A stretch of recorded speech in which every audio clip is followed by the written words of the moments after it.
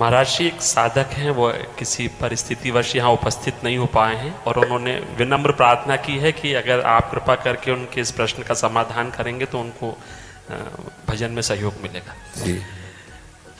महाराज जी, इस अधम का प्रश्न ये है कि यदि पत्नी पति वंचक हो जावे पर पुरुष से रति करे तो क्या पति का क्या कर्तव्य है, क्या उसे साथ रखना चाहिए? पहला प्रश्न। आप पहले ही प्रश्न एक एक का, जैसे अपने को पता चल जाए कि अपनी जो पत्नी है वो धर्म विरुद्ध आचरण करके पर पुरुष से रति करती है, तो हमें चाहिए उसे प्यार पहले दे करके संभालना चाहिए।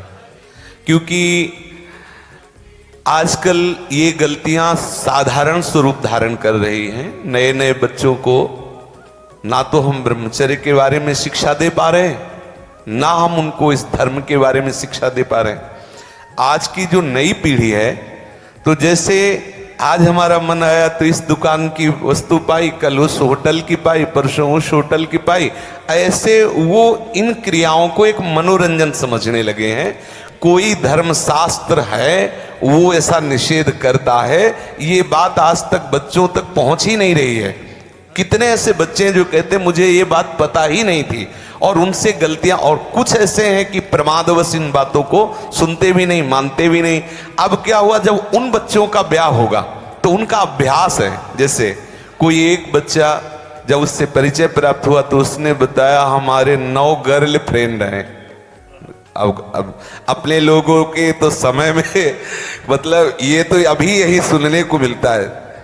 ऐसा तो देहात में विशेष पवित्रता का ये भाव रहता है, ये कभी तो हुआ ही नहीं, ऐसा था ही नहीं। 30-40 वर्ष पहले ये सब बातें कभी सुनने को नहीं मिली। अच्छा, अब जब 9 हैं तो अब उनके भी कई होंगे बॉयफ्रेंड। अब उनके संबंध कैसे हैं, अब ये तो हम नहीं जानते ना।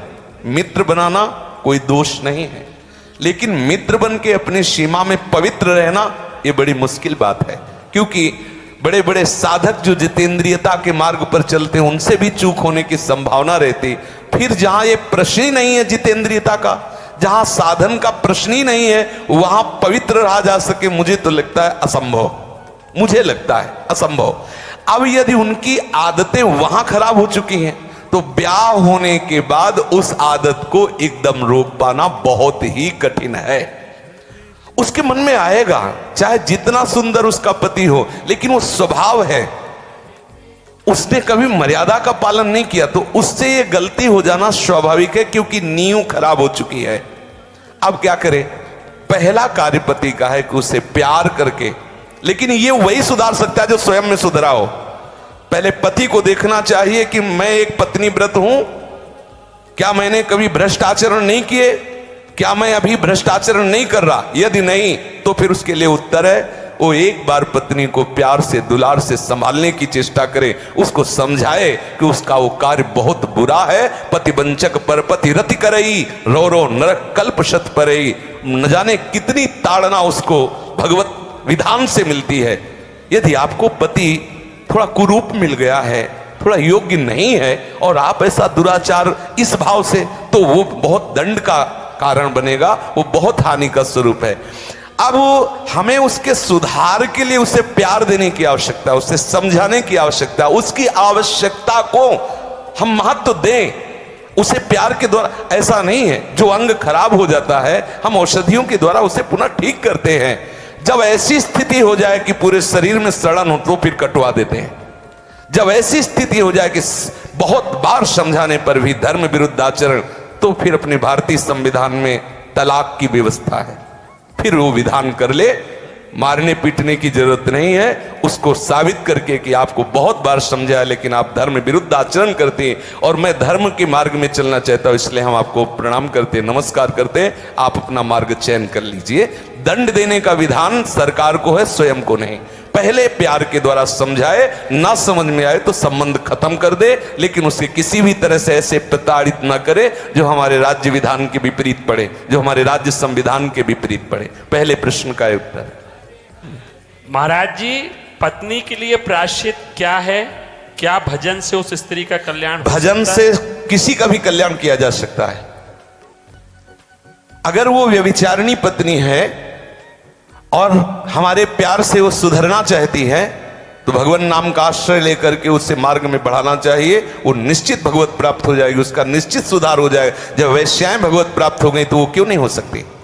गलती किसी से भी हो सकती, पहले गलती देखने वाले को देखना चाहिए कि मेरे अंदर गलती है कि नहीं।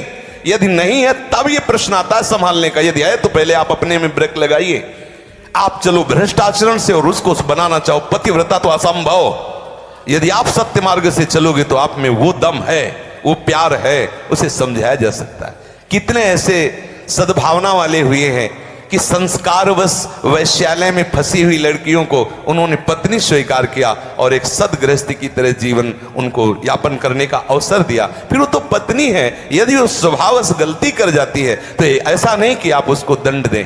प्यार के द्वारा आदत है बिगड़ गई, उसे संभाला जा सकता है, आदत से सुधार किया जा सकता है। यदि नहीं सुधरती तब त्याग का प्रश्न उठता है, फिर उसे त्याग दे देना चाहिए। दंड देने का अधिकार नहीं। कोई है कि किसी तरह भी ऐसी पत्नी को मार देना चाहिए, नहीं, ऐसा अधिकार नहीं। भारतीय संविधान में और भागवतिक संविधान में, दोनों में नहीं। त्याग कर दो। आपका संबंध नहीं बनता तो नमस्कार, आप अपने मार्ग को देखिए। हमारा आपका पाणी ग्रहण संस्कार हुआ था धर्म पूर्वक चलने के लिए। यदि आप धर्म पूर्वक नहीं चलती, आप स्वीकार करो कि आपको बहुत बार समझाने पर भी फर्क नहीं पड़ा, इसलिए आप अपना मार्ग चयन कर लीजिए। ऐसा चलना चाहिए। और उद्धार तो अपिचेत दुराचारो भजते मां मनन्य भाग। जिसने ये निश्चय कर लिया अवलो निशानी अपना, आज से ही वो परम पवित्र है। आज से अभी साधुरे संबंधव्या सम्यक व्यवसिता। ऐसा गलती होती रही, स्वभावश गलती, आज से अब नहीं करूं। उसी समय से वो महात्मा है, वो पवित्र है, भगवत शरणागत है, इसलिए उसको आदर देना चाहे। कल ये पापी था, ऐसी बात ध्यान करके हम उसका कभी अनादर न करें। कल भूल से उससे गलती हो गई, आज उसने निश्चय कर लिया अब नहीं करूंगा, उसे भरपूर प्यार। मुझे तो लगता है प्यार से पशु को अधीन किया जा सकता है तो स्त्री को क्यों नहीं अधीन किया जा सकता? मुझे तो लगता है यदि हम उसकी एक एक वृत्ति को अपने प्यार में पगा दें तो संभाला जा सकता है। प्यार एक बहुत बड़ी सामर्थ्य है, प्यार में बहुत बड़ी सामर्थ्य है। कोई कितना भी गंदे स्वभाव का पुरुष हो या स्त्री हो, यदि वो परस्पर एक दूसरे को प्यार देने लगे तो सबको प्यार की भूख है, सबको प्रेम चाहिए, सबको चाहिए अपनापन। हो सकता है आपके द्वारा वो अपनापन उससे ना मिलता हो जो उसे चाहिए, अगर वो पूर्ण होने लगे तो हो सकता है उसका स्वभाव सुधर जाए।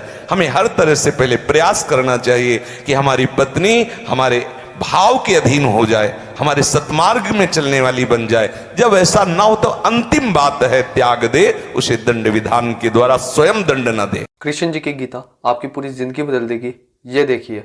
और ये मैं आपको एक्सपीरियंस करके बता रही हूँ कि शुरुआत में मेरे भी बहुत क्वेश्चंस होते